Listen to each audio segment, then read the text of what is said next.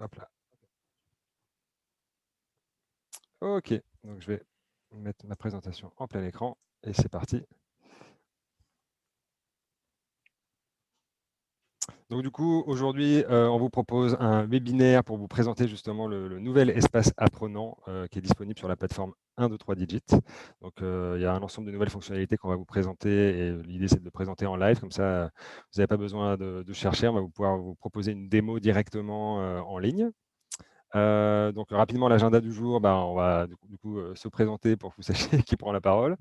Présenter aussi rapidement 8Techcare et nos actions dans le domaine de l'inclusion numérique.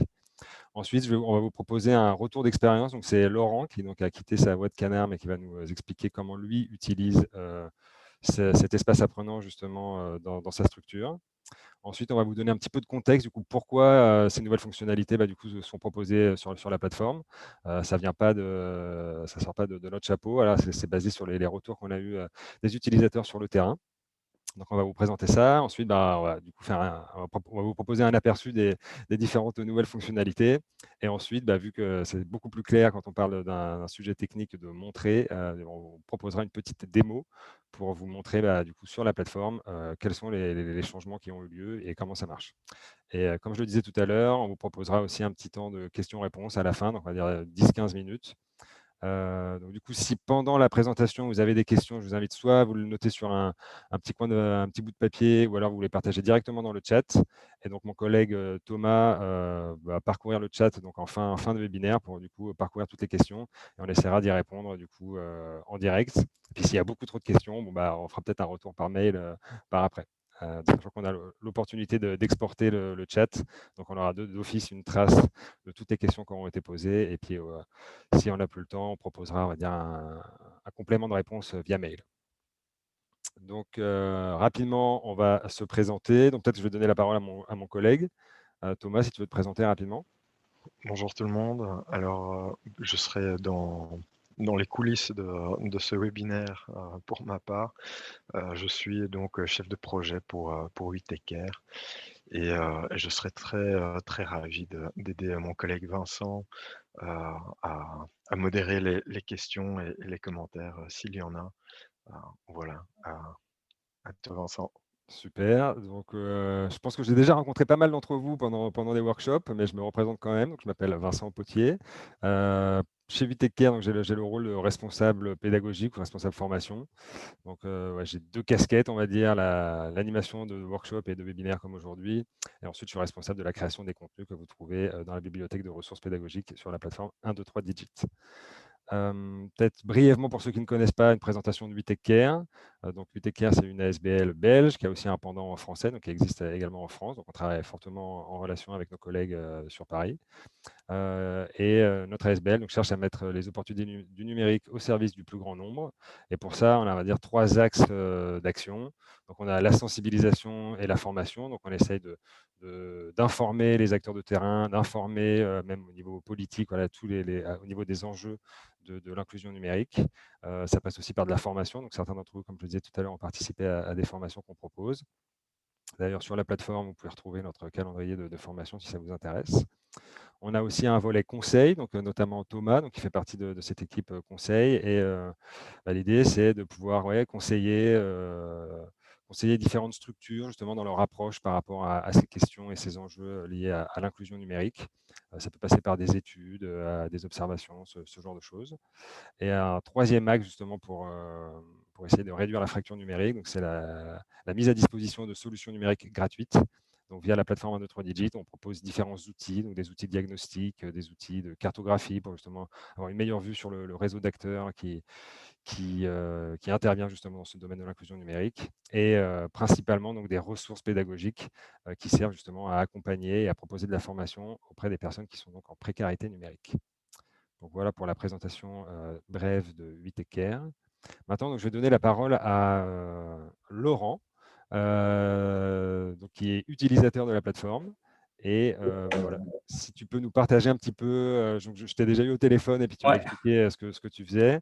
Donc, tu utilises cet espace apprenant. Est-ce que tu peux nous expliquer en quelques mots, tu as 5-10 minutes, ouais. comment vous utilisez la plateforme en général et peut-être plus particulièrement l'espace apprenant? Ok, donc nous, en fait, on a lancé un parcours de formation individuelle parce qu'on ne pouvait pas donner ici à la bibliothèque des cours collectifs. Donc, on a utilisé la plateforme 1, 2, 3 Digit pour faire de l'individuel. Et donc, comment ça se passe? En fait, pour l'instant, on tourne avec 4 personnes qui font la formation en continu. Donc, au départ, quand une personne vient et désire faire le parcours, on évalue son niveau en fonction des différents modules de débutant, intermédiaire, avancé ou avancé sécurité. Et donc là, une fois qu'on a posé les questions, un petit peu comme le guide qu'il y avait sur la plateforme, on évalue son niveau et là, on va le faire entrer dans un des niveaux, un des 3 niveaux. Et on va commencer par le premier module du niveau.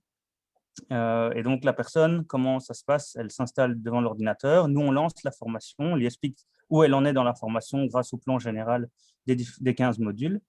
Comme ça, elle a une trace de son avancée, elle voit d'où elle vient, elle voit d'où elle va, elle sait où elle va. Et alors après, cette personne-là est en semi-autonomie. Donc, c'est-à-dire que nous, on a un EPN de 10 ordinateurs, on doit pouvoir quand même être disponible pour les autres utilisateurs. Donc, cette personne qui suit la formation individuelle, le cours est assez bien fait pour qu'elle puisse le suivre d'elle-même. Maintenant, si elle a des questions, qu'elle est bloquée ou sur un exercice qu'elle coince, là, nous, on intervient. Donc, ce qu'on a fait, ma collègue et moi, c'est qu'on a d'abord fait toute la formation apprenant nous-mêmes pour pouvoir connaître les modules, savoir où ils peuvent bloquer, etc., pour savoir vite intervenir au cas où ils sont dans un exercice. Voilà, c'était la base, ça aussi, c'est de nous-mêmes faire le parcours apprenant de A à Z. Et une fois qu'ils sont en semi-autonomie, en général, ça marche bien. Donc, le retour est bon. Au niveau des modules, le débutant est super adapté. Ils sont très contents. Après avoir passé le niveau débutant, ils sont très satisfaits. En intermédiaire, ils sont assez étonnés de leur niveau. Donc, il y en a qui arrivent très facilement et qui sont étonnés d'y arriver. Donc, au niveau de la difficulté, c'est bien dosé.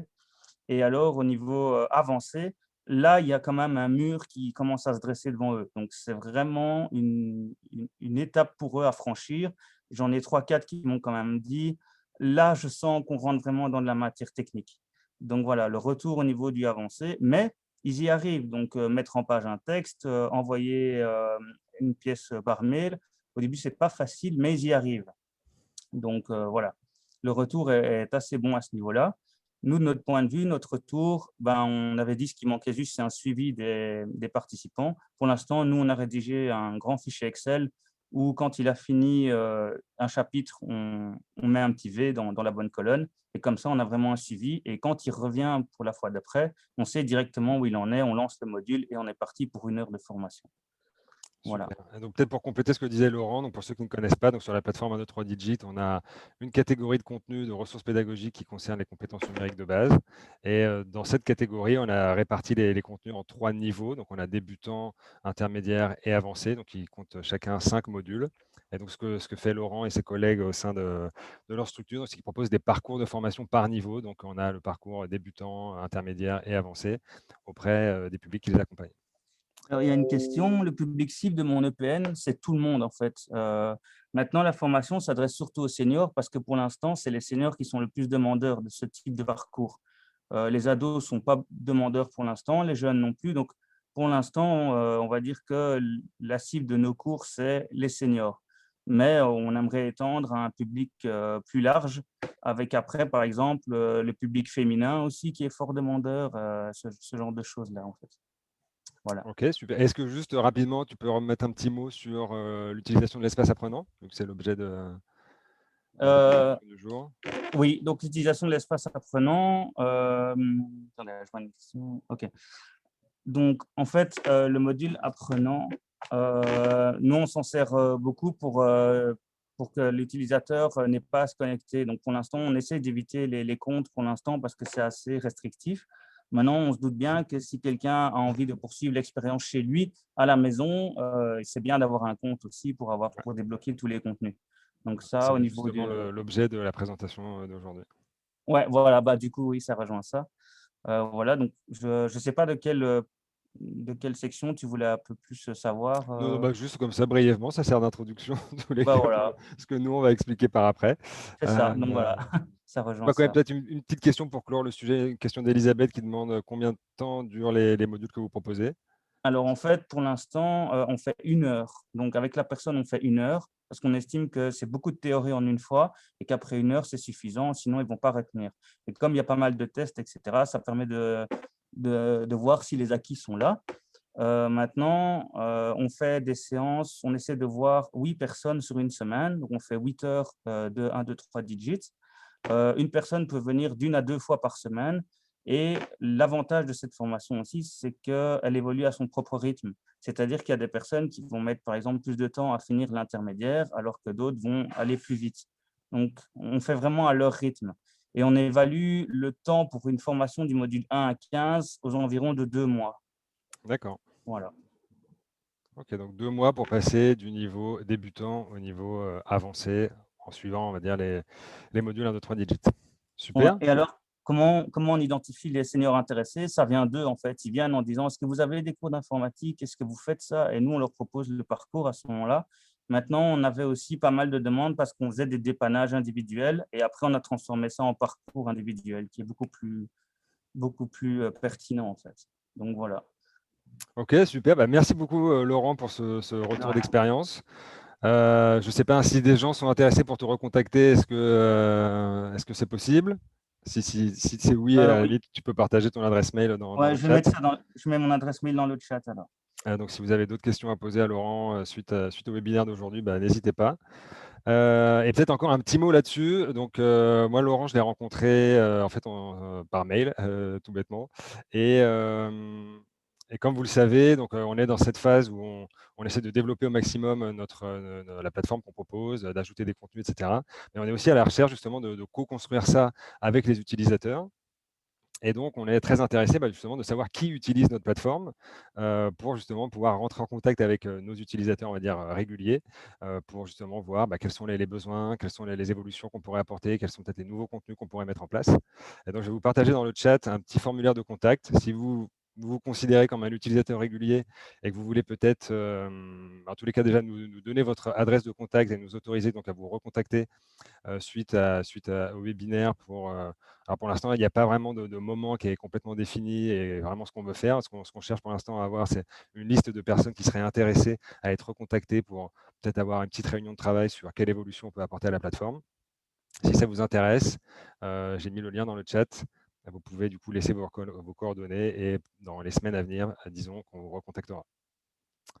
Donc je clôt le sujet là-dessus et je continue la présentation. Hop. Donc pour continuer justement dans ce contexte, avant de présenter directement les nouvelles fonctionnalités, ce qui est intéressant et la manière dont on travaille pour faire évoluer la plateforme donc, repose sur les besoins et les utilisations justement de la plateforme sur le terrain. Donc juste pour vous informer des différents cas d'usage, les cas d'usage les plus fréquents finalement aujourd'hui autour d'un, deux, trois digits sont les ateliers collectifs et l'accompagnement en individuel, comme vient justement de le présenter Laurent. Donc c'est vraiment les deux manières dont 1, 2, 3 digits est le plus utilisé et donc les ressources pédagogiques qui se trouvent dessus. Donc des ateliers collectifs, vous imaginez un formateur dans une salle avec plusieurs apprenants, donc personnes qui suivent la formation. Donc on a un petit groupe qui suivent une ou plusieurs formations. Et parfois, donc, ça s'inscrit dans un parcours et donc il peut y avoir plusieurs séances qui vont être proposées, donc, comme l'a évoqué également Laurent. Et un deuxième cas d'usage très fréquent, donc c'est l'accompagnement en individuel. Donc, parfois, c'est directement, on va dire, on rentre directement dans de la formation, donc la personne vient seule pour se former. Et parfois, c'est au travers peut-être d'un temps d'assistance où quelqu'un vient avec un problème, on va l'aider à débloquer ce problème. Et à la suite de ça, peut-être qu'on va aller un petit peu plus loin et proposer peut-être des notions un petit peu plus théoriques ou d'essayer d'élargir un petit peu le champ par rapport à la question initiale. Et du coup, on peut proposer d'utiliser les ressources 1, 2, 3 digits pour aller un petit peu plus loin, on va dire, dans la résolution d'un problème. Et donc ça, on va le ranger dans l'accompagnement individuel qui peut également être de la formation. Donc ça, c'est les deux cas d'usage principaux. Il y en a d'autres mais qui sont moins fréquents. Donc on a l'utilisation 100% en autonomie. Donc c'est possible, en tous les cas, encore aujourd'hui, encore jusqu'à la semaine dernière plutôt, d'utiliser sans compte, sans rien du tout, la plateforme 1, 2, 3 digits, donc via l'espace apprenant. C'est un usage qui est moins fréquent, mais qui existe. Et je sais que j'ai eu pas mal de retours pendant les workshops de structures qui utilisaient justement l'espace apprenant comme page par défaut sur les PC qui étaient à disposition. Donc ça, pour laisser les personnes en autonomie aller se former et consulter les contenus qui sont à disposition. Et un quatrième cas d'usage qui est encore moins fréquent, donc c'est l'accompagnement à distance. Donc des personnes, surtout avec le contexte sanitaire actuel où on a eu pas mal de PM, de structures là, qui étaient fermées, qui n'étaient pas en mesure de recevoir du public. Les questions, elles, par contre, elles étaient toujours présentes. Donc il y a certains animateurs qui ont passé le cap et qui ont du coup accompagné des personnes en ligne et qui ont proposé même de la formation, donc en utilisant les supports de 3 digits via des vidéoconférences et en utilisant le partage d'écran. Donc c'est quelque chose qui s'est fait, mais ça reste encore quelque chose qui n'est pas non plus une généralité. Donc du coup, nous, on se base sur ces deux cas d'usage les principaux. Et les besoins qui ressortent justement par rapport à aux deux utilisations que je viens d'évoquer, il y en a trois. Donc je vais les parcourir rapidement. Donc on a, comme le disait tout à l'heure même Laurent, cette envie de prolonger l'accompagnement entre les séances. Donc là, pour l'instant, les personnes viennent, bénéficient d'un temps de formation. On va utiliser les ressources 1, 2, 3 digits. Parfois, en fin de séance, on va proposer un résumé, donc une version papier. Je pense que les formateurs qui utilisent déjà 1, 2, 3 digits, vous connaissez ce format-là. Donc, associé à chacun des modules, on a une fiche résumée. La fiche résumée peut être imprimée et donnée à la personne qui va suivre la formation. Une fois de retour à la maison, on peut utiliser cette fiche résumée comme base pour éventuellement s'entraîner. Mais quelque chose qui ressortait, voilà, c'est que les personnes aimeraient bien pouvoir reparcourir la formation, le module de formation qui a été vu avec l'animateur, seul à la maison, peut-être pour se rafraîchir un peu la mémoire ou continuer à s'entraîner là-dessus. Et d'ailleurs, un retour qu'on a aussi souvent des personnes qui suivent les formations. Donc là, je lis ce qu'il y a à l'écran. Quand la formation est terminée, j'oublie ce que j'ai appris, j'oublie si je ne m'entraîne pas. Donc il y a vraiment ce besoin de pouvoir s'entraîner à la maison. Un deuxième besoin, c'est qui ressort des personnes donc, qui animent surtout en groupe. C'est des difficultés finalement au moment de lancer l'atelier. Quand on a surtout un groupe de débutants face à soi et qu'on doit un petit peu tout paramétrer sur tous les PC, imaginons qu'on a une dizaine de personnes dans la salle, et le moment où on doit finalement afficher à l'écran sur chacun des PC la bonne formation, ça peut être quelque chose qui est un peu chronophage. Et donc, si on ne s'est pas bien préparé à l'avance, on peut perdre du temps à ce moment-là où il y a des gens qui peuvent se perdre un petit peu dans la plateforme et ne pas retrouver directement la formation en question. Donc ça, c'est une des difficultés qui nous a été remontée de manière assez récurrente. Et peut-être un dernier point, donc comme l'évoquait tout à l'heure Laurent, donc lui, il utilise Excel pour faire du suivi. C'est cette question du suivi, elle est remontée aussi beaucoup de fois. Donc là, je prends la citation qu'on voit à l'écran. Combien de personnes est-ce que ma structure a formé? Voilà, ça c'est une question qui revient assez souvent. Et donc de manière générale, on a l'ambition, donc chez 1, 2, 3 digits, chez 8 Care, l'ambition sur le long terme de proposer beaucoup plus d'outils de suivi. Donc là, la refonte donc, de cet espace apprenant, donc toutes les modifications qu'on a apportées là depuis lundi, vont dans cette direction-là. C'est un premier pas vers justement ces fonctionnalités qui vont proposer de plus en plus de suivi. Donc pour l'instant, c'est un premier pas. Il y a certaines fonctionnalités donc, qui sont proposées. Elles vont être amenées à évoluer et on a justement dans l'idée de proposer de plus en plus de fonctionnalités dans ce goût-là. Donc vous les verrez tout à l'heure pendant la démonstration. Donc maintenant, je vous ai donné un peu le contexte, les besoins qui nous sont montés sur le terrain. Je vais vous présenter rapidement les 3 fonctionnalités principales qui sont nouvelles. Et ensuite, je viendrai je vous propose une petite démo en live. Donc ce qu'il faut retenir déjà de base, c'est que maintenant, l'accès aux ressources via l'espace apprenant ne se fait plus en libre accès. Il va y avoir 2 manières de se connecter, d'avoir accès aux ressources. Ce sera soit via un code. Donc le formateur va générer un code qui va renvoyer vers une ressource particulière. Et du coup, là, on répond aux besoins, justement. Comme j'évoquais tout à l'heure, parfois c'est un petit peu compliqué en début de séance de mettre tout le monde sur le bon module. En utilisant ce code, toutes les personnes vont se retrouver directement renvoyées vers la ressource en question. Et donc, du coup, on ne perd plus de temps en début de séance pour mettre tout le monde devant le bon support de formation.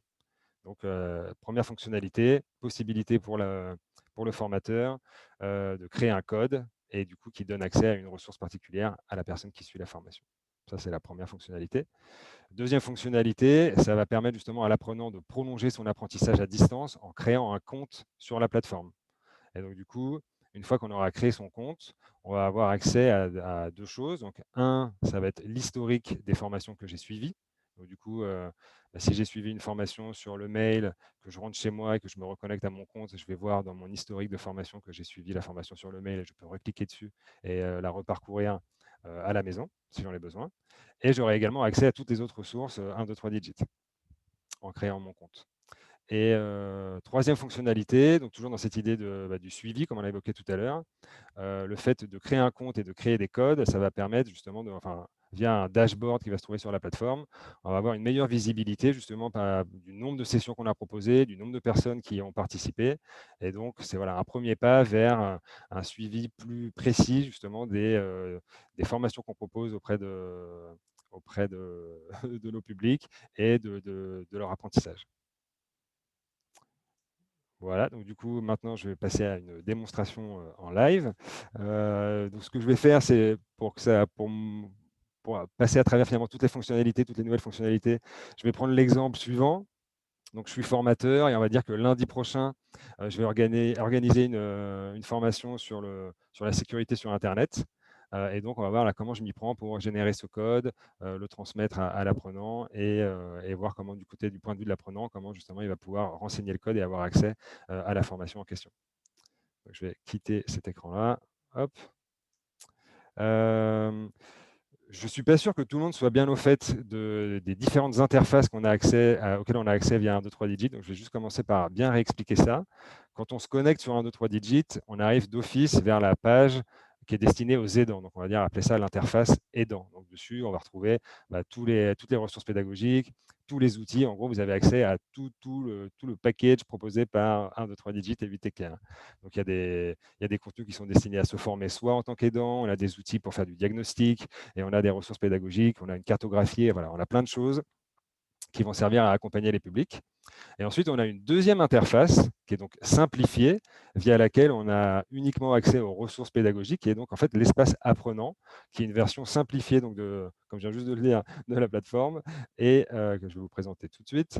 Et donc, via cette interface, donc, on a accès uniquement à des modules de formation. Donc, en général, quand on propose de la formation en utilisant 2, 3 digits, quand les apprenants vont manipuler le site, on va plutôt les orienter vers cette interface-là, qui est une interface simplifiée et dédiée justement à une utilisation faite par des personnes, on va dire, qui ont un bagage de compétences numériques qui est plus bas, enfin assez bas. Et donc, vous voyez, l'interface est beaucoup plus épurée, il y a moins d'informations et c'est un peu plus to the point avec accès direct à des ressources pédagogiques. Donc, c'est dans cette interface-là qu'on a amené des changements depuis lundi. Et du coup, on va les parcourir ensemble. Donc, je vais juste retourner en arrière pour reprendre un petit peu le scénario que je vous ai évoqué tout à l'heure. Donc, on va dire que je suis formateur. Lundi prochain, je veux organiser une session. Donc, j'ai un groupe de 10 personnes qui va venir dans ma structure et donc, je vais leur proposer une formation sur la sécurité sur Internet. Et donc, pour être sûr de ne pas perdre de temps en début de séance, je vais créer un code qui va donner accès finalement direct à toutes les personnes qui vont participer au cours. Donc, comment ça se passe? Je vais cliquer sur mon nom. Et donc, petite nouveauté, donc vous avez maintenant une option qui s'appelle « Mes sessions apprenants ». Et c'est via cette option-là que vous allez pouvoir du coup créer des codes. Donc, si je clique sur « Mes sessions apprenants », le système va m'afficher donc du coup une nouvelle interface, donc qui est celle-ci. Et donc, je vais voir un historique des différentes comptes des différents codes qui ont déjà été créés. Donc là, je vois qu'il y en a plusieurs qui ont été créés par mon collègue Thomas. Du coup, vu qu'on est dans la même structure, j'ai aussi une visibilité sur les codes qui ont été créés par mes collègues.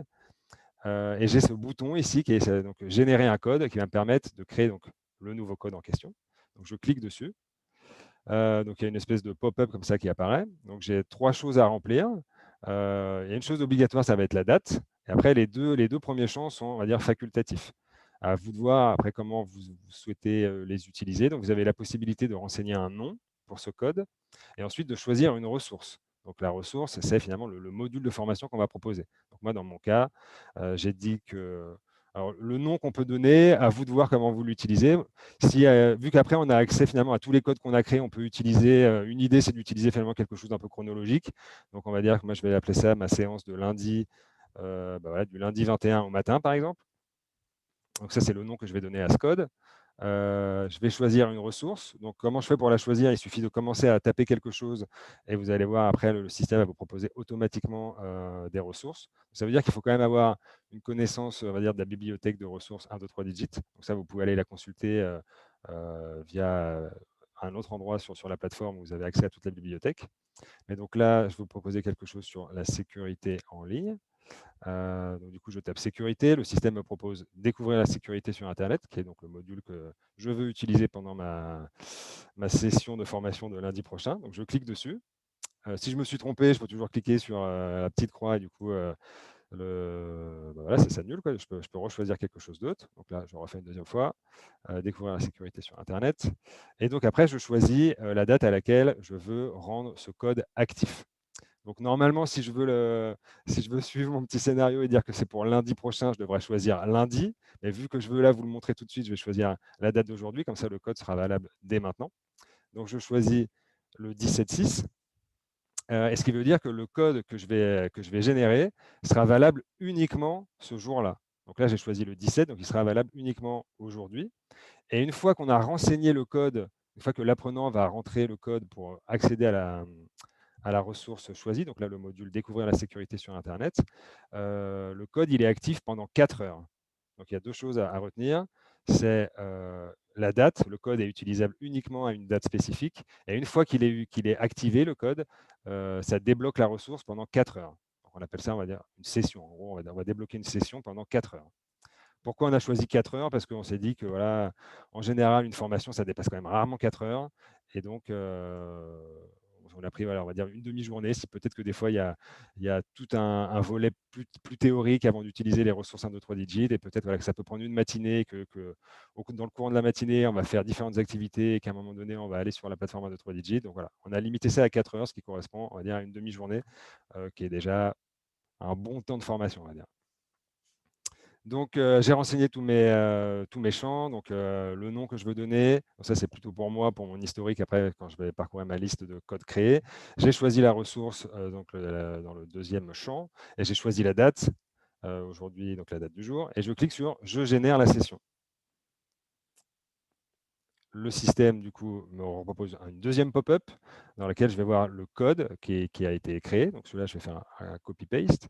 Et donc, c'est ce code-là que vous allez pouvoir transmettre aux personnes qui vont participer à la formation. Donc, quand eux vont arriver sur leur interface avec l'espace apprenant et la page d'accueil, donc il y aura un volet comme ça où ils peuvent renseigner un code. Et du coup, en début de séance, vous pouvez indiquer aux personnes qui vont participer, voilà le code d'aujourd'hui. Vous pouvez, je sais pas moi, l'écrire sur un tableau ou le dire à l'oral.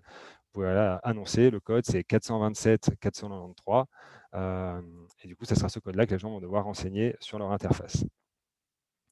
Je reviendrai peut-être dessus tout à l'heure. Il y a quelques conseils qui s'affichent également. On propose finalement qu'en fin d'atelier, vous verrez tout à l'heure, il y a une petite fonction qui s'appelle « Fermer ma session ». Donc, on invite pour avoir une meilleure visibilité justement et un meilleur suivi de qui fait quoi. On invite en fin de session de formation de clore, même si les 4 heures n'ont pas été utilisées entièrement, de clore la session. Ça va du coup, on va dire, fermer la session pour l'apprenant en question, plutôt que plusieurs personnes utilisent le même code. Du coup, vous aurez une vue moins fine sur les utilisations que vous faites de la plateforme. Ça, je reviendrai dessus tout à l'heure. Mais donc voilà, j'ai créé mon code. Donc je le vois ici dans la liste. Donc là, j'ai accès via cette interface à tous les codes qui ont été créés dans ma structure. Donc je vois Vincent Potier, donc c'est moi. Il y a bien le nom de la session que je viens de créer. Il y a indiqué ici la ressource que j'ai choisie d'associer à ce code. Et je retrouve ici aussi le code que je viens juste de créer. Donc je vais le copier. Maintenant, je vais me connecter donc, sur une interface apprenant. Donc là, je suis sur la page d'accueil de l'espace apprenant. Donc, juste pour rappel, il y a toujours moyen de switcher via ce bouton ici. Donc là, je retourne sur l'espace aidant. Il y a toujours ce bouton ici, voir l'espace apprenant. Donc, imaginons que je clique dessus. Là, je suis obligé d'aller sur un autre navigateur, parce que sinon, vu que là, je suis connecté, sinon ça ne fonctionne pas, la petite démo. Donc, j'ai aussi également ouvert la page dans Firefox pour moi. Mais donc là, ici, vous voyez cette page d'accueil de l'espace apprenant. Vous voyez tout en haut une sorte de bannière avec écrit « Êtes-vous accompagné ?» Point d'interrogation. Oui, je renseigne mon code. Et donc, dans le champ ici dans lequel je viens de cliquer, vous pouvez renseigner le code qui a donc été généré. Et en On ne cliquant voit pas ton écran. Ah, vous ne Vincent. voyez pas mon On écran? voit toujours Chrome, j'imagine, là. Ok, alors attendez, je vais modifier ça. Merci. Je ne sais pas qui a dit ça, mais c'est... où est-ce que je vais faire ça? Hop. Petite astuce, au lieu de changer le navigateur, tu ouvres une fenêtre en navigation privée, ça marche aussi. Alors attends. Hein.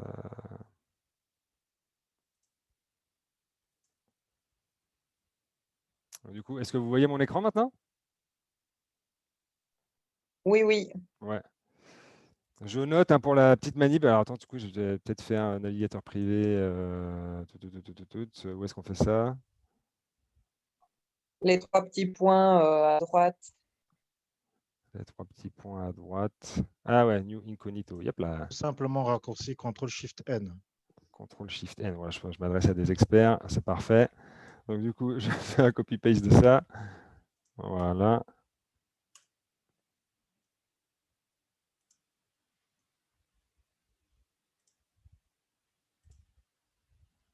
OK. Et donc, est-ce que vous voyez mon écran, donc ma fenêtre espace apprenant? Ouais? Oui, oui. OK, super. Donc du coup, je renseigne le code que je viens juste de créer. Ah bah, du coup, j'avais pas fait le bon copy-paste du coup. Je retourne en arrière. Alors attendez, je suis où? Hop. Là. Donc le code que je viens juste de générer, je le copie. Je retourne sur mon espace apprenant. Donc vous voyez toujours mon écran. Thomas, c'est bon? Oui. Ouais. Oui, tout à fait. OK. Donc du coup, je renseigne le code que je viens juste de créer, le 427.493. Je clique sur « Je valide ». Et le système va me renvoyer, donc, comme j'ai dit tout à l'heure, directement vers la ressource en question. Donc ici, je vois découvrir la sécurité sur Internet. Et donc, on a ce gain de temps en début de séance où, en renseignant le code, du coup, tout le monde va être orienté directement vers la bonne ressource. Et il n'y a pas besoin de chipoter, de naviguer sur le site. Du coup, après, je peux commencer du coup le cours. Donc en général, on a surtout dans un cadre de formation en groupe, on a le formateur qui va partager via un beamer du coup la formation en question, et après chaque participant en général sur son PC suit également la formation et va pouvoir réaliser tous les petits exercices interactifs sur son PC. Donc voilà, imaginons donc on parcourt toute la formation. Voilà, ça dure quelques minutes, voire 1 heure, ou voire plus. Une fois que c'est fini, je vais pouvoir cliquer sur retour en arrière.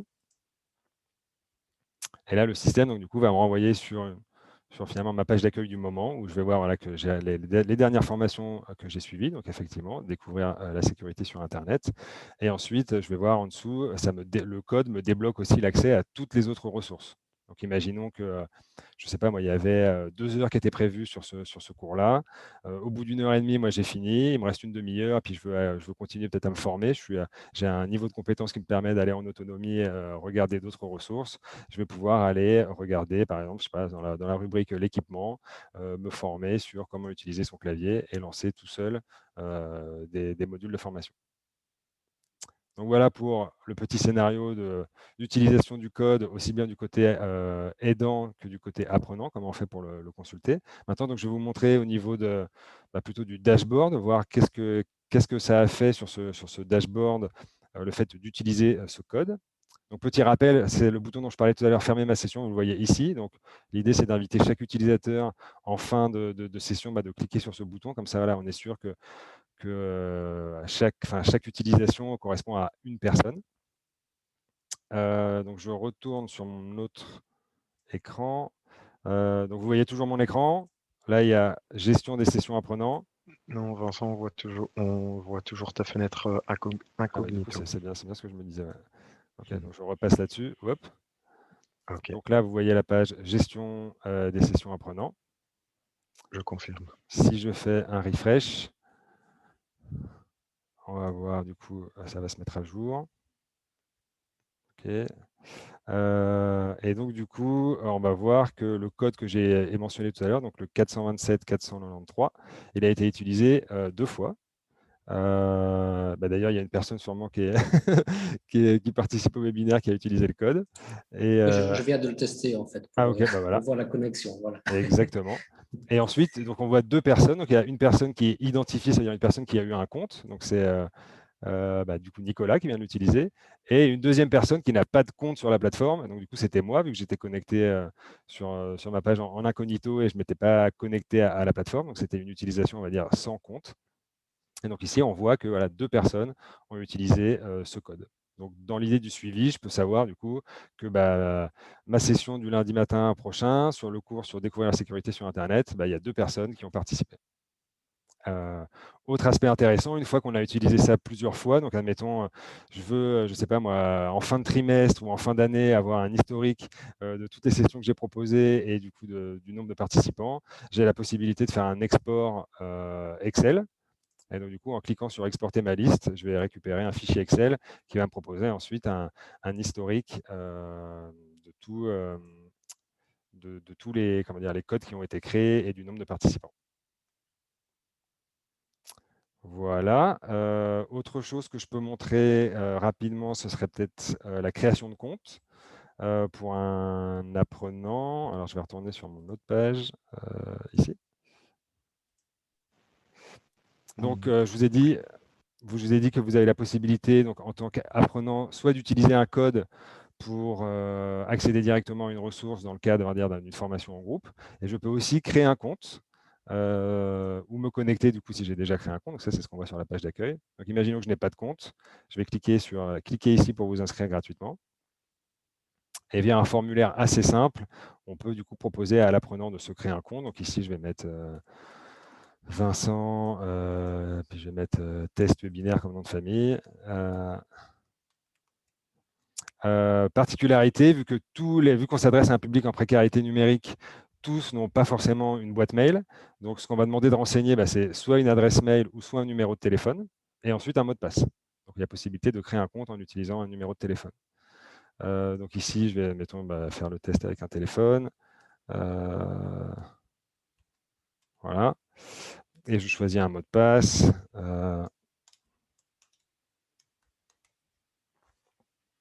Donc, je m'inscris.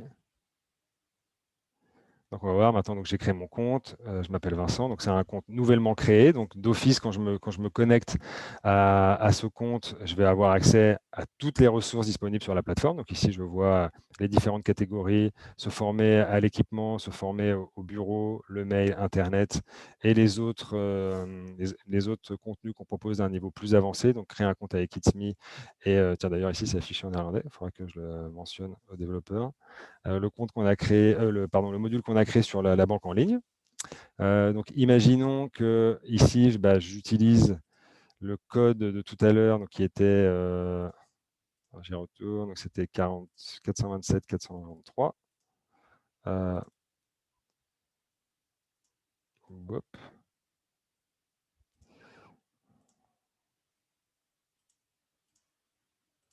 Voilà. Donc là, je suis connecté en tant que Vincent avec le compte que je viens juste de créer. Vous voyez le système, j'ai utilisé le code, le système me renvoie, comme j'ai montré tout à l'heure, vers la ressource en question. Si je retourne maintenant sur ma page en tant que formateur, en tant qu'aidant, que je vous remontre ça comme il faut, celle-là. OK. Donc, je fais un refresh de ma page. Donc, je vais voir maintenant qu'il y a d'autres personnes qui ont créé qui ont utilisé ce code. Et ici, je peux regarder. Donc, du coup, on a Vincent Test Webinaire. Donc, c'est le compte apprenant que je viens juste de créer, qui a également utilisé la formation. Pas ce code, pardon. Autre élément intéressant. Donc là, vous voyez un premier niveau de dashboard, peut-être pour conclure. Donc, on voit tous les codes que moi j'ai créés, les ressources associées et donc le nombre de personnes qui ont participé. Si j'ai besoin de modifier, je peux utiliser le petit crayon ici pour modifier quelque chose. Voilà. Et puis, je peux supprimer quelque chose si je me suis trompé, donc en cliquant sur la petite croix. Ce qui est également intéressant, c'est d'aller voir au niveau de la structure. Donc, du coup, quand vous allez cliquer sur votre prénom en haut, quand vous êtes connecté en tant qu'aidant, vous avez accès à cette section qui s'appelle « Ma structure ». Donc, en cliquant dessus, vous allez voir toutes les informations correspondant à votre structure, les différents membres de votre structure. Donc, on a tous les profils, on va dire, aidants.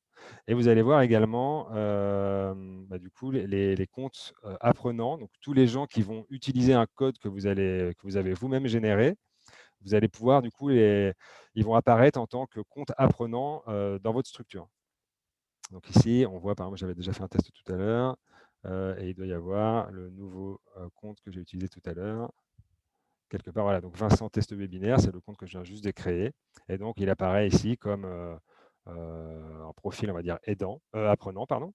Et vous avez la possibilité, du coup, de voir quelles sont les formations qu'ont consultées cette personne. Donc, ça peut être intéressant si on a un même apprenant qui va être suivi par différents formateurs. Donc, via cette interface au niveau de la structure, on peut voir du coup quelles formations ont été consultées. Donc, imaginons que je suis le collègue de Laurent.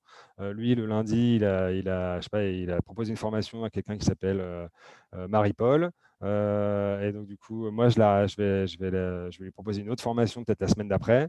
Via cette interface, je vais pouvoir aller voir, ah bah tiens, Marie-Paul, elle a déjà suivi, par exemple, un cours sur découvrir la sécurité sur Internet et peut-être quelque chose sur le mail, etc., etc.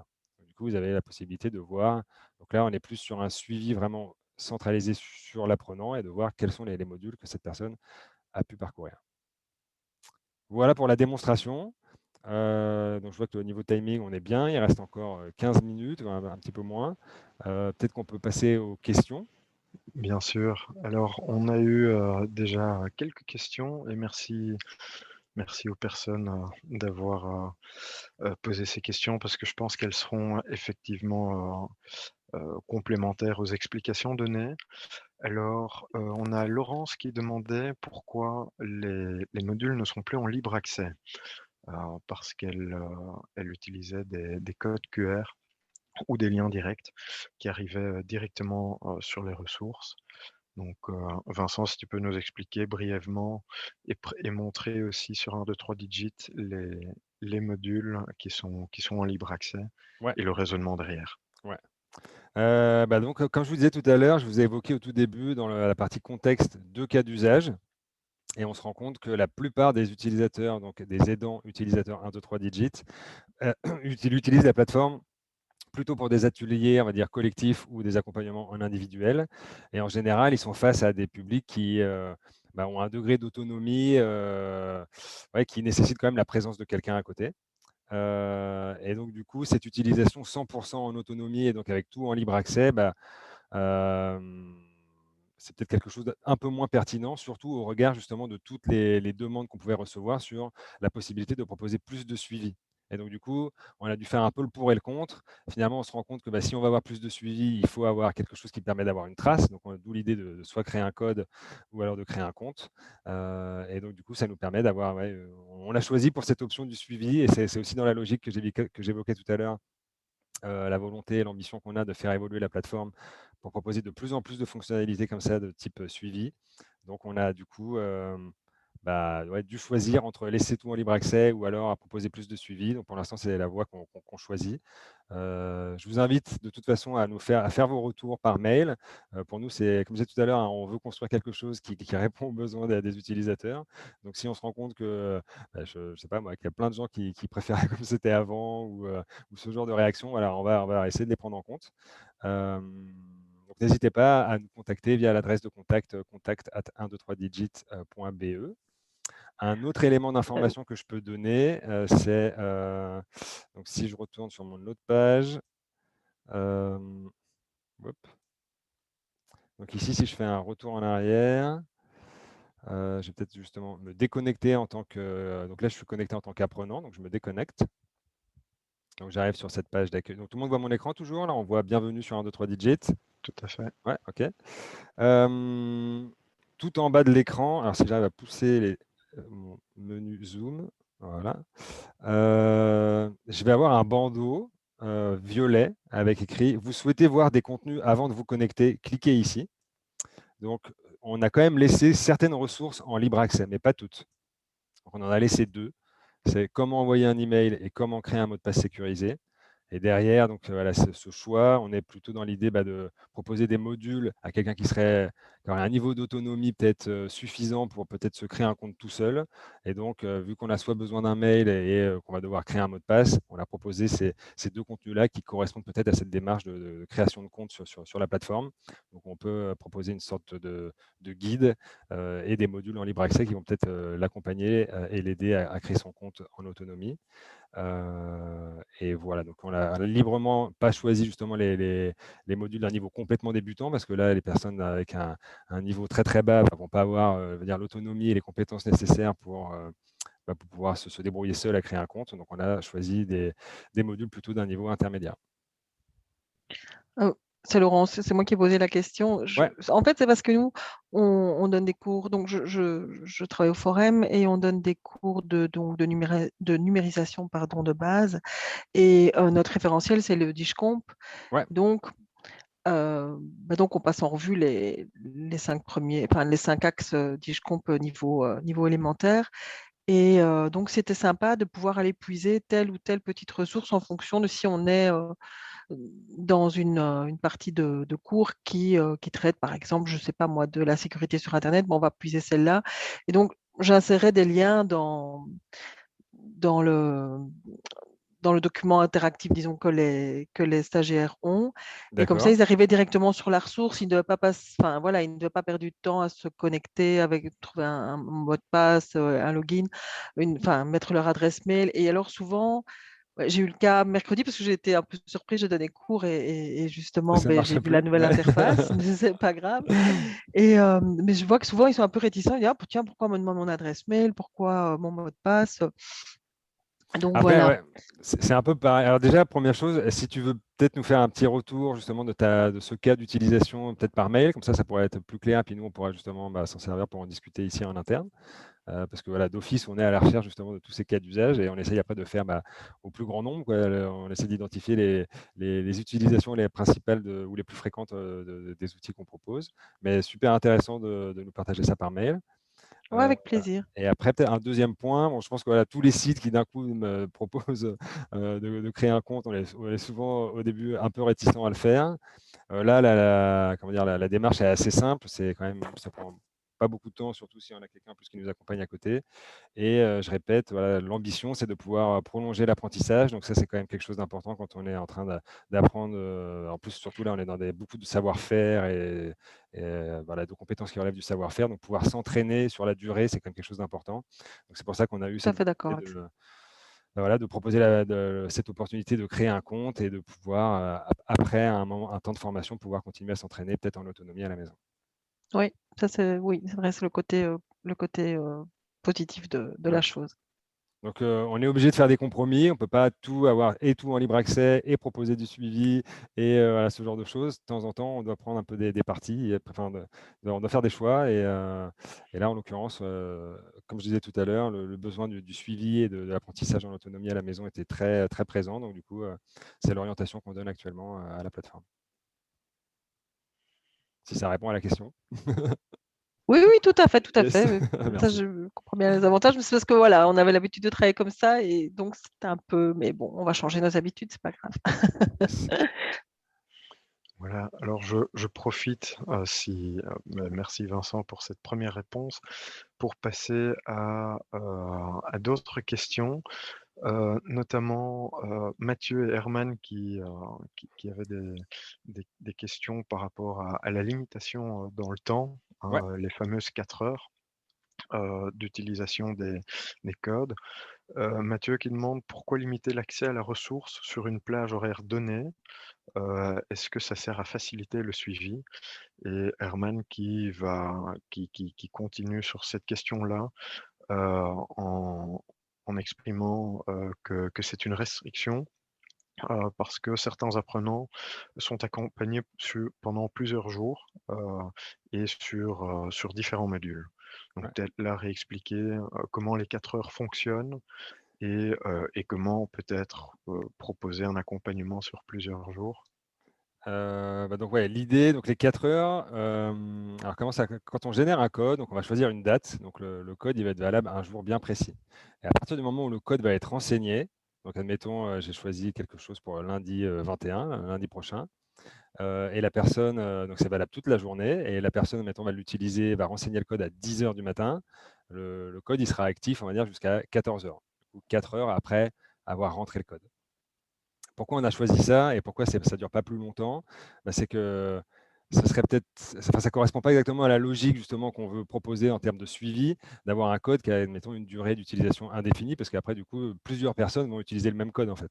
Et du coup, ce que nous, plutôt, on cherche à avoir, c'est voilà, de voir combien de personnes ont utilisé le code, mais donc personnes uniques. Ça veut dire que l'idée, c'est que vu que ce code il a une durée de vie limitée, je vais demander à toutes les personnes du coup, de l'utiliser chacun de leur côté sur leur PC, donc de renseigner chacun à leur tour le code. Et du coup, après, je vais avoir une vue assez claire de pour telle session, j'ai utilisé telle ressource et il y a tant de personnes qui ont participé. Si la durée de vie est plus longue, peut-être qu'il y a plusieurs personnes qui vont venir utiliser une session active sur le PC, et du coup, je n'aurai pas la même vue en termes de suivi du nombre de personnes qui ont participé à la session. Donc, c'est ça le choix qu'on a fait.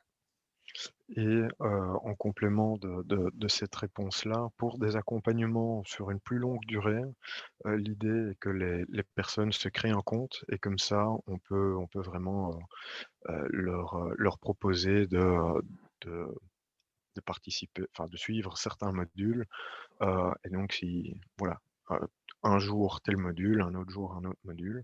Si ce sont, des sessions de groupe, alors là on peut générer ces codes, parce que c'était une question de, de Mathieu, de nouveau, donc un apprenant qui a un compte, qui a créé un compte sur la plateforme et qui est connecté. Peut-on quand même utiliser les codes de ces sessions pour accéder au bon module? Ouais, ça c'est justement j'ai fait tout à l'heure la manipulation. Donc j'avais créé un compte et ensuite j'ai renseigné le code. Donc ça me renvoie directement vers la bonne ressource. Et de base, quand je me connecte avec mon compte apprenant, j'ai accès à toutes les ressources. Mais donc je peux quand même utiliser les deux. Donc je peux, en ayant créé un compte, utiliser le champ donc, en haut de l'écran pour aller directement vers une ressource que va me proposer la personne qui m'accompagne.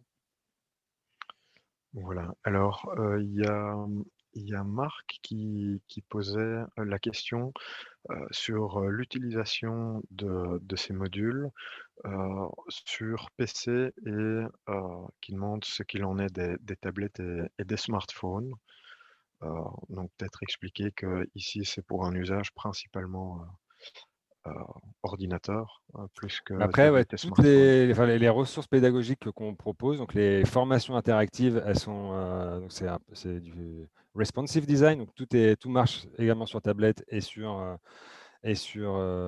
smartphone. Donc, du coup, la page s'adapte pour que le texte apparaisse bien comme il faut. Après, ce qu'il faut quand même retenir, c'est qu'on a certains contenus qui ont été créés avec des outils, donc notamment sur la plateforme, on appelle ça les exercices ludiques, donc qui sont créés dans certains. En général, ce sont des outils qui proposent un scénario particulier. On va suivre une personne. Donc, je prends l'exemple, je sais qu'on en a un sur le mail. Donc, on va suivre une personne qui s'appelle Nathalie qui cherche à envoyer un mail. On va voir une fausse interface d'une boîte mail et il faut cliquer à différents endroits. Donc, ce type d'exercice-là, ils ne sont pas justement responsive. Et du coup, sur un smartphone, il faut en général tourner son écran pour pouvoir l'utiliser. Et du coup, les éléments cliquables sont assez petits. Donc, ça, je ne recommande pas l'utilisation des exercices ludiques sur un téléphone, parce que ça va être une expérience assez compliquée. Mais le reste des formations sont consultables aussi bien sur tablette que sur un smartphone. Voilà. Merci Vincent. Alors, on a reçu encore quelques questions. Je vois qu'il est déjà à 14h29 et que donc, je propose si les participants veulent bien qu'on réponde encore à ces, on a 3 questions. Heu, voilà et sinon s'il y a plus de questions, n'hésitez pas à nous envoyer un mail. Je vais vous mettre, notre adresse mail, 1, 2, 3 digits dans le chat si vous le voulez. Alors on avait, Marc encore qui posait la question: où trouve-t-on la liste des modules disponibles? Et donc là, pour que l'apprenant puisse voir, l'aperçu, général des différents modules, de formation. Ok, donc il y a donc, comme je disais tout à l'heure, il y a deux interfaces. Vous pouvez demander à l'apprenant d'aller parcourir tous les modules. Donc je vais peut-être montrer les deux choses différentes. Donc là, je vais me connecter. Hop. Donc, je vais utiliser mon compte à moi. Hop. C'est en train de charger.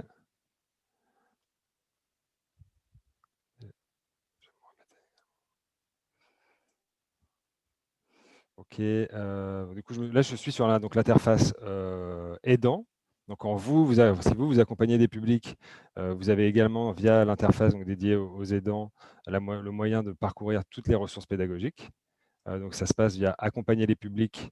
Dans l'espèce de menu, comme ça, la barre de menu tout en haut de l'écran, vous avez cette section accompagner les publics et vous avez un lien cliquable, toutes les thématiques. Là, vous allez pouvoir du coup voir tous les modules qu'on a développés sur la plateforme 1, 2, 3 Digit, donc ils sont regroupés en différentes catégories. Donc, il y a même des contenus qui sont destinés aux aidants, donc qu'on ne retrouve pas dans l'autre interface.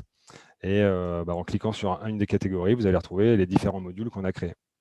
Donc ça, c'est l'interface aidant. Donc, dedans, il y a aussi des informations, donc notamment les trames d'animation, donc qui sont plutôt une fiche de présentation, une fiche un PDF qui contient des informations pour la préparation d'un atelier. Donc là, on va retrouver des informations liées à quel matériel je dois utiliser, qu'est-ce que je dois prévoir, combien de temps va durer chaque activité. Il y a aussi des informations, des petites activités qui sont plutôt hors ligne. Donc on peut avoir un petit temps de questions-réponses avec le groupe de participants. Donc on n'est pas sur l'utilisation de la ressource 1, 2, 3 Digit en ligne. Donc vous allez retrouver, voilà, c'est vraiment le manuel d'utilisation pour l'animation d'un atelier autour d'un sujet en particulier. Donc ici, je regarde comment utiliser le clavier. Donc cette trame d'animation va me proposer tout un tas d'explications pour animer un atelier qui va à un moment donné faire intervenir des ressources pédagogiques en ligne 1, 2, 3 Digit. Mais pas que. Donc ça, c'est donc la vue depuis l'espace apprenant, depuis l'espace aidant, pardon. Là, je vais cliquer tout en haut sur voir l'espace apprenant et on va voir justement là-bas comment on retrouve les différentes ressources pédagogiques. Donc je fais le switch vers l'autre interface. Donc je suis toujours connecté avec mon nom. Donc là, je vois les différentes formations que j'ai consultées.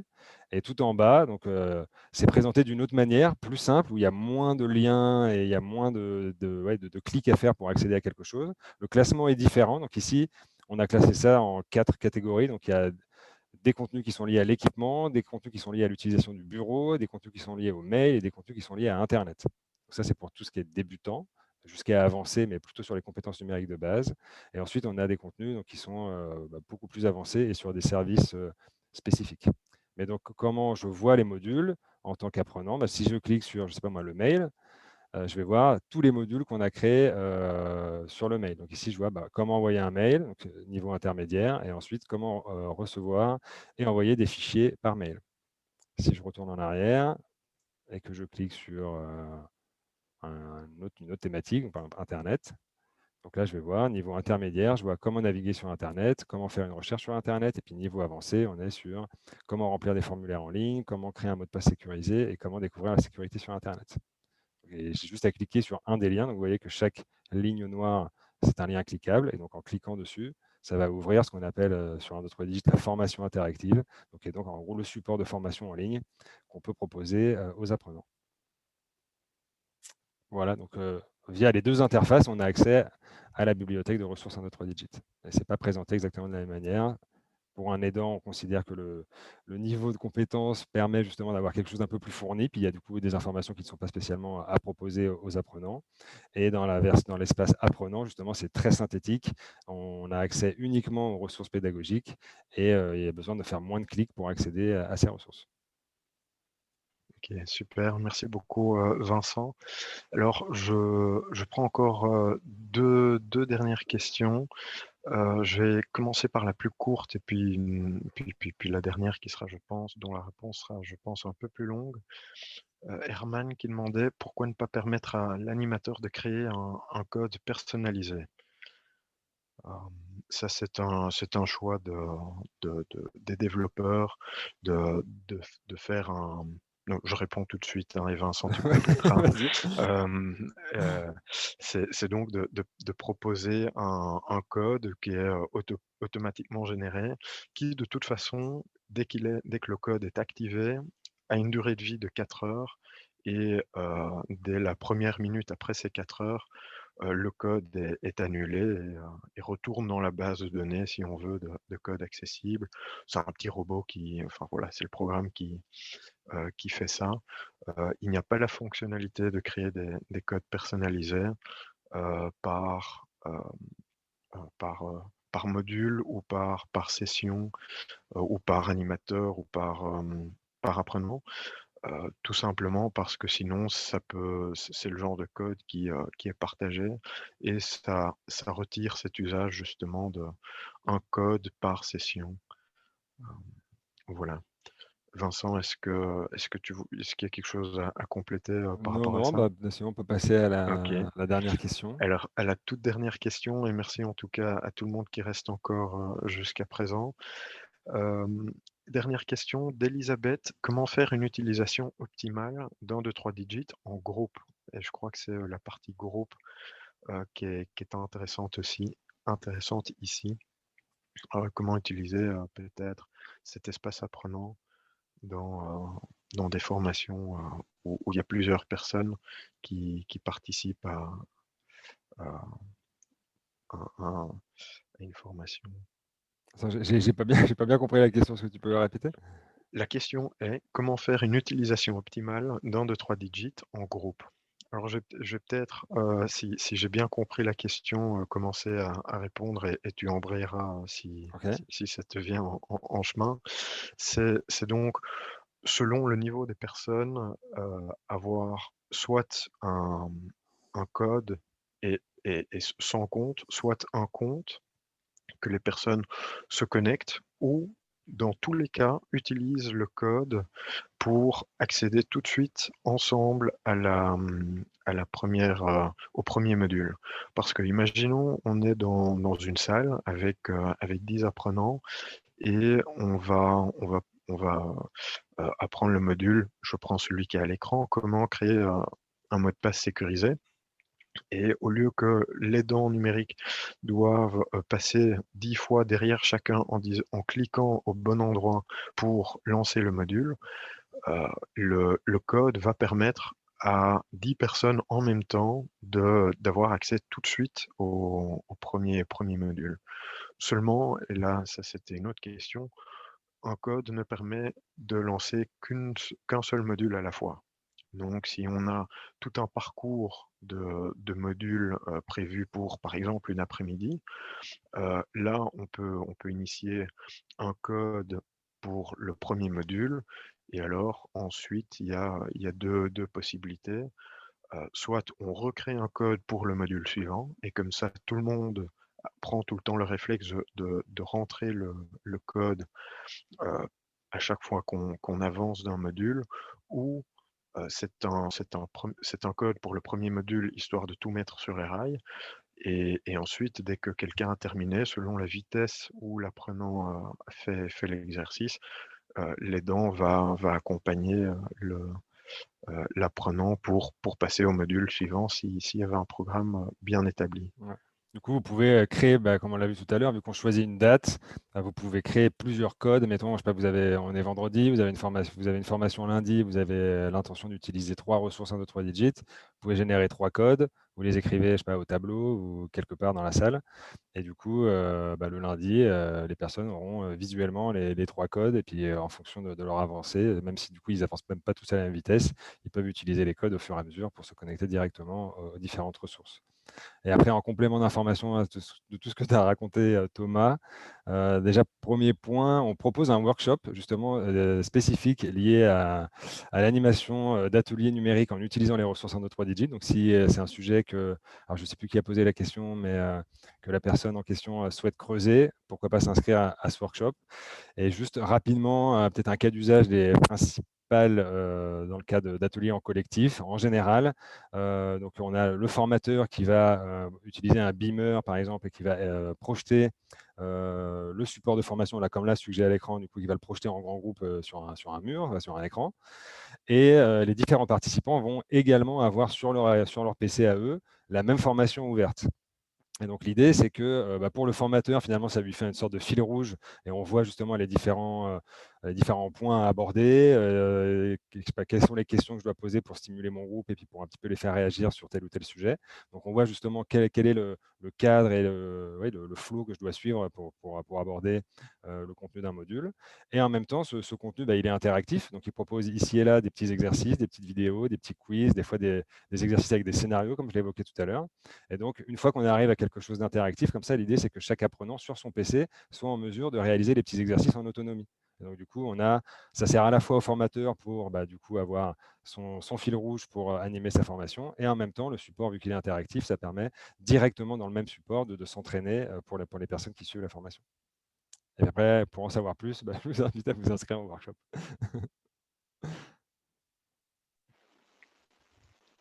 Voilà, je ne sais pas, peut-être qu'on était sur une dernière question. Si vous avez d'autres questions, moi je vais faire d'office de toute façon un export du chat. Là, je vois qu'il est déjà 40, donc je pense qu'on va clôturer maintenant. Si vous avez d'autres questions, n'hésitez pas à les envoyer par mail. Si vous avez, je sais pas, un cas d'usage spécifique où vous vous dites, ah bah tiens, mince, avec ces nouvelles fonctionnalités, je ne peux plus utiliser 1, 2, 3 digits comme je le faisais avant. Alors, c'est aussi intéressant de nous envoyer vos réactions par rapport à ça. Donc, n'hésitez pas. Thomas a partagé l'adresse dans le chat, donc contact@123digit.be. Je vais peut-être juste le remettre rapidement. Hop. Une dernière fois. Et donc, on se fera un plaisir de vous répondre et de prendre en compte justement toutes vos remarques pour les évolutions futures. Et voilà, donc, du coup, je vois Thomas partager aussi le lien vers les workshops. Donc, si vous avez un intérêt particulier pour suivre un workshop qu'on propose, on vous accueillera également avec plaisir pendant 2h30 pour échanger justement sur le thème de l'inclusion numérique et de voir en détail les outils proposés sur la plateforme 123digit. Donc pour nous, c'est terminé. Donc le webinaire touche à sa fin. Je vous laisse du coup expérimenter ces différentes nouvelles fonctionnalités, peut-être en autonomie. Et comme je viens juste de le dire, si vous avez des retours à nous faire, n'hésitez pas à le faire par email. Je vous souhaite encore une bonne après-midi. Merci Thomas pour ta participation et surtout un grand merci à Laurent pour son retour. Et du coup, pour rajouter encore une dernière parenthèse, si vous utilisez fréquemment la plateforme, n'hésitez pas à remplir le formulaire qu'on a partagé dans le chat tout à l'heure, si vous voulez qu'on puisse rentrer en contact et éventuellement travailler ensemble, organiser des réunions comme ça pour qu'on puisse faire évoluer ensemble la plateforme qui est la vôtre au final. Bon après-midi à tous. Merci Bon après-midi tout le monde. Au revoir. Merci beaucoup, au revoir. Au revoir. Ouais.